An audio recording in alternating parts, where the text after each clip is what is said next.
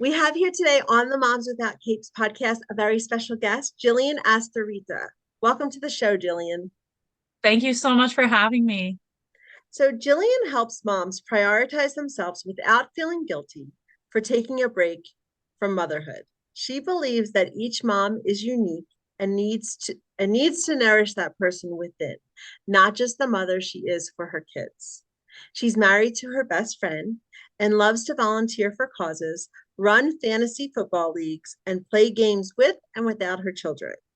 Gillian is here to remind us all that taking time for ourselves is necessary to experience joy in motherhood. Because we have such a similar mission, I invited Gillian on the show today to have an honest and open conversation about making time for ourselves despite the chaos and busyness of life. I hope you enjoy this conversation because I know it's going to be a great one. So, Jillian, thank you so much for coming on the show. And before we get into the making time for ourselves and the topic for today, can you share with us a little more about your journey and how you were able to hang up your supermom cape and make time for yourself and all the good things? Tell us more about your journey. Sure. So I'm a mom to a 4-year-old and a 2-year-old. And so when my 4-year-old was about 4 to 5 months, I decided to leave my career and become a stay-at-home mom. And that transition was kind of a shock to the system. I had her in my early 30s, which meant I spent a lot of time on my career and, the person I was like the individual person I was. And so to then become this like 24/7 mom, um, it really was shocking. The isolation, the loneliness, it's just, you can't really prepare for it. And so I kind of felt myself like disconnected from who I remembered being. And I just said, like, who am I? What do I like? What do I stand for? Like, who's Jillian and not like who's like this baby's mom? Oh, yeah. Um, and Oh, so this that kind story is so familiar. right? And I wish that I knew somebody like you at that time, like years and years ago, because when you talk about it, you do hear so many similarities in the stories. And it took me a long time of journaling and just like working through what I wanted from life again and who I was. And so that journaling turned into a blog, which turned into then, this coaching business like a year and a half later, just because I connected with so many people who were feeling very similarly. Okay. Yeah, no, just so many of the things that you just mentioned just resonate with me so much because it is like that decision to become a stay-at-home mom and to really step out of your old identity and step into this new identity where it's like 24/7, where you lose, you stop giving yourself permission to be interesting because you fall into this role that you're like, as it's an important role. It's like what the most important role, right? Like is being this mom raising these little humans, but yet we end up losing so much of ourselves and who we know we ourselves to be in that role, which is why we are doing what we're doing to help other women. Because I feel like, wow, like you were lucky you did it. I mean, your kids, wow, how old? 4 and 2? Yeah. Yeah, so it took me 12 years. 12 years, like as a stay-at-home. I was a 14-year-old, like I was stay-at-home mom for 14 years. And it took me a really long time to realize, like, hey, like it was kind of like, who am I? It had been so long that it was that journey back to myself that really was like, what do I even like? Who am I? There were so many questions that I had because motherhood changes you, right? Like Oh motherhood, so yeah. you're not the same person, but then you've Mhm. got to figure out who you are inside that role. Yeah, So exactly. let's talk about the idea of reclaiming your time, right? Like getting time for yourself. Why, in your opinion, is it important for moms to make time for themselves? So I think first of all, like it's humanly impossible to like run 24/7 and not take a little bit of time. You know, even the smallest bit of time can really help you recenter and refresh and just kind of bring yourself back to this place of not constantly like boiling over, you know, and I know when I find myself getting extra frustrated quickly with, my very intelligent 4-year-old who really gives me a run for my money. Um, I can That's a tell like, sign. That's a sign. okay, it is time for me to step away for a little bit, because it really impacts every other part of your life, your relationships with everybody in your life, and just the way you might feel about yourself. I feel better about myself if I've been able to take some time and remind myself, like, hey, you're a person outside of being a mom. Like, you were made for so many things. Being a mom is one of those things, but it's Right. just one of, Yeah, it's just um, one of those things. Yeah. yeah, and I also feel like it's so important because we're our kids' first role models. And so it's important to model caring for yourself and kind of like making yourself a priority so they know that they should do that for themselves. And so that they know when you do it, it's a normal part of life, right? They're not feeling neglected by their mom because she took a little while to go exercise or read or whatever. It's just been normalized. And that point was made to me by my own mom when I was talking about some of the struggles in my early, like, first year. And she said it would break my heart to see my child not caring about themselves. Like, she's like, I don't want anyone hurting my child, especially my own child. So that kind of put things in That's perspective for me that powerful. first That's year. really powerful. Like for your mom to have said that to you. Because I think of my own mom, like I actually interviewed her on episode 101, right? And we laughed like before. I was like, Mom, I asked because before, we're gonna get to this at the end, but I used to ask, what do you do for self-care? Right. And so when I was doing her round of interviews, that was the question I asked at the end. And I was like, Mom, I'm just gonna prepare you. I'm gonna ask you what you do for self-care. Like, what do you do for yourself? And she was like, no, come on, like I don't. And I was like for your mom to have said that to you was really like, because that's the thing, like trying to break those patterns, those generational patterns, and teaching our own kids that it's okay to take time for themselves, to really, it's that permission paradox, right? Like we, for so long, like we put ourselves on the back burner, and then it impacts our relationship because I felt like for a long time my kids didn't even know who I was. Like my husband like stopped knowing who I was because I stopped knowing who I was. I stopped giving myself permission to be interesting, to be who I am aside from being a mom. Yeah. Yeah. Yeah, you mentioned some great things right there about just why why it's so important. Why it's key. It's key is to make that time for yourself. So what are some challenges to making this personal challenge? What have you found has been most challenging about making time for yourself? Um, there are times where I definitely feel guilty doing it, because if I'm taking time for myself, it definitely means something else isn't getting done. Right, It's not like right. there's all this time hanging around like Yeah, for us to yeah. just grab it. Like you have to create it, you have to take it from somewhere else. The number of full sinks I have left in order to do something for me, I Mhm, couldn't even tell you how many. Um, but there's guilt in that. But it's just, trying to work through the guilt. mhm. Um, and then also like with time, it did take a little while to like get creative and get into the groove because what worked before for, either single me or married but no children me, it didn't always work anymore. And starting again is sometimes very uncomfortable and frustrating if what you used to be able to do doesn't work now. There's a frustration there and you want to make it Right. work. Sometimes it won't, Accepting it. unfortunately. Yeah. Yeah. Yeah. I think even like the seasons of motherhood, like what works when your kid's taking daily naps isn't going to work when your kid's not taking naps, right? Like you've got to continually make it work instead of just putting yourself on the back burner and just being like, oh, well, I guess when my kid's 18, I'll get my time back. But like just making sure that you're continue to prioritize yourself, and it's really shifting that underlying belief, which it sounds like that you you were able to do through the journaling and through the self-reflection. Yeah, and that's, I mean, I do it to this day even because there are times where it becomes more frustrating or difficult. As you said, like when kids transition from taking a nap to not, that's where I am right now in Yeah, my I journey. figured 2 and 4 year old. Yeah.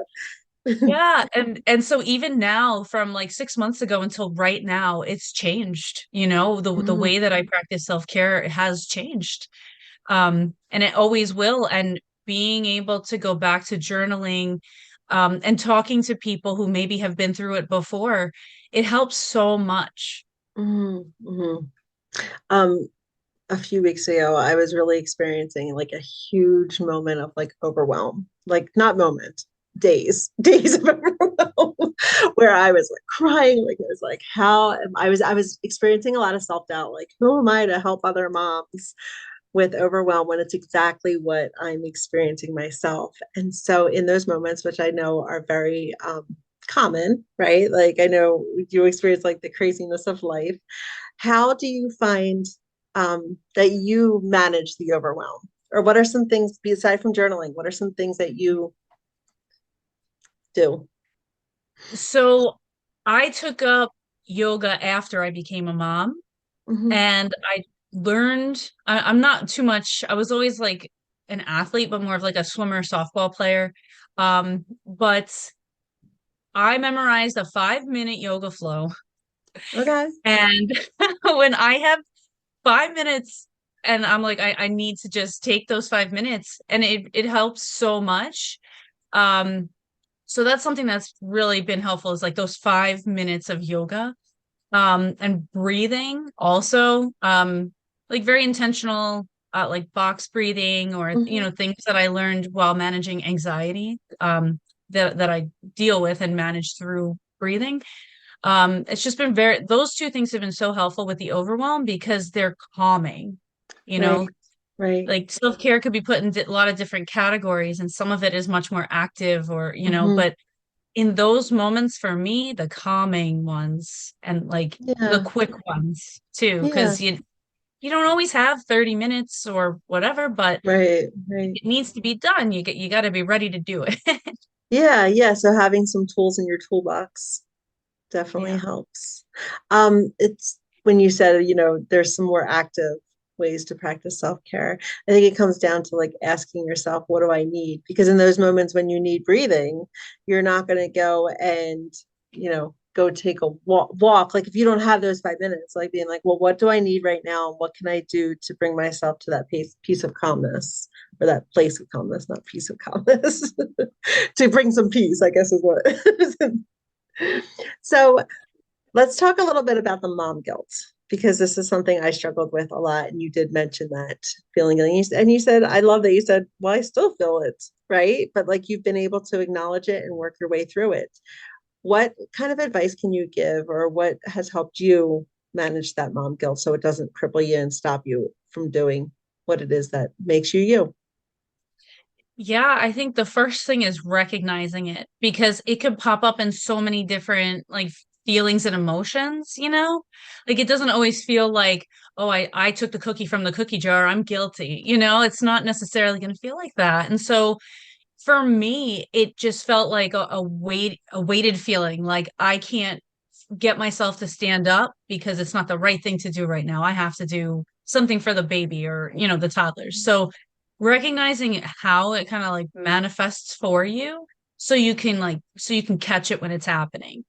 But also I often find that guilt stems from not meeting expectations of either other people or perceived expectations or the expectations we've developed, but based on what other people say we should be doing.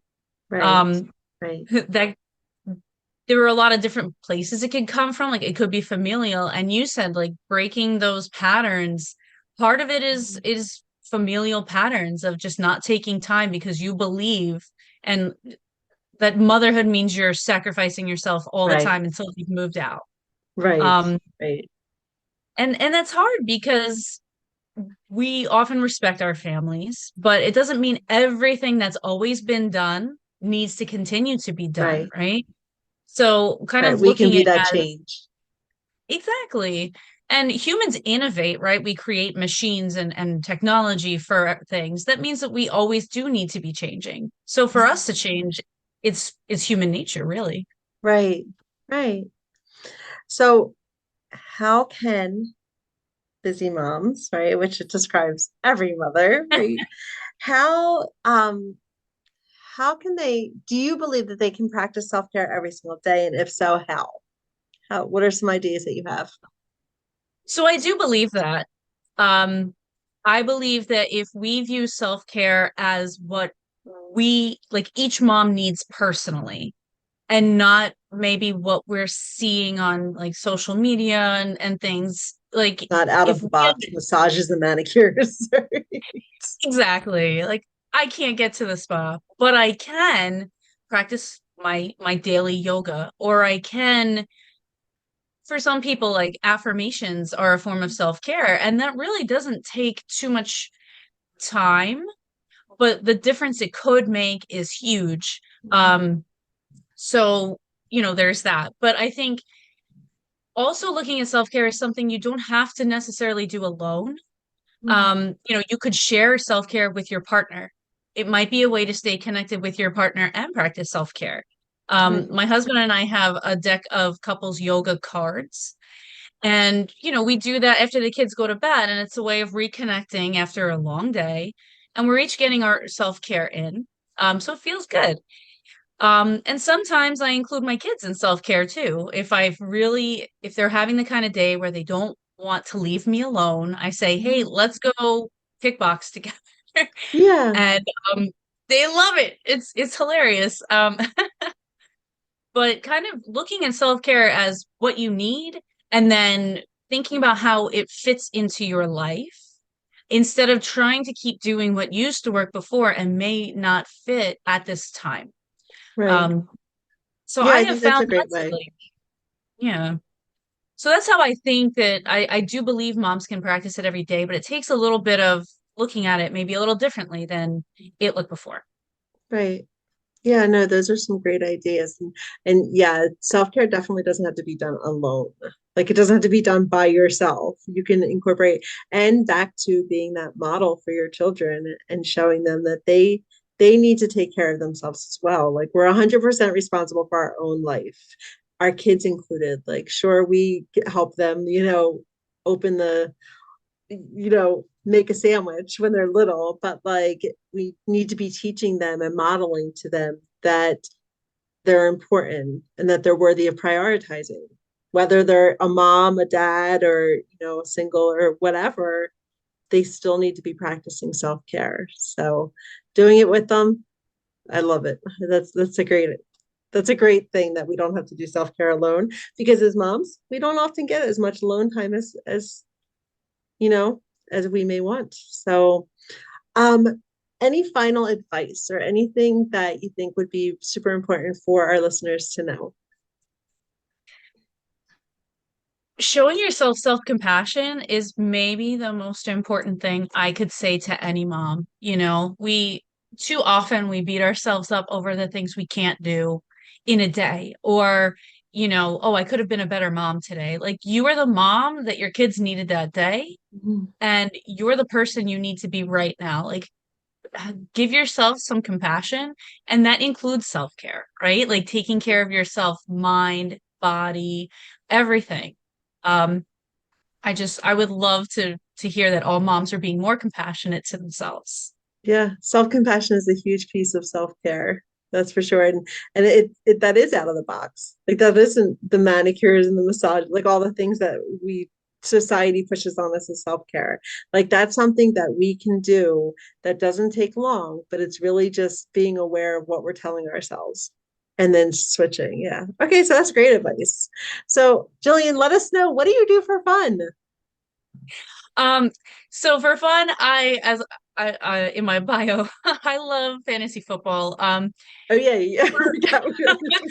I'm borderline obsessed with it. All year I'm doing research on Oh, players. I'm watching oh, the draft, all the different leagues. But it's so much fun, and I've actually gotten a lot of moms into my leagues. Because it's camaraderie. It's a way to like not even be one of the guys, I'm not going to say that, but just show the guys like, listen, anything you can do, I can do it too. Like, Mhm, mhm. and I kind of like that doing that. And I like to play the piano.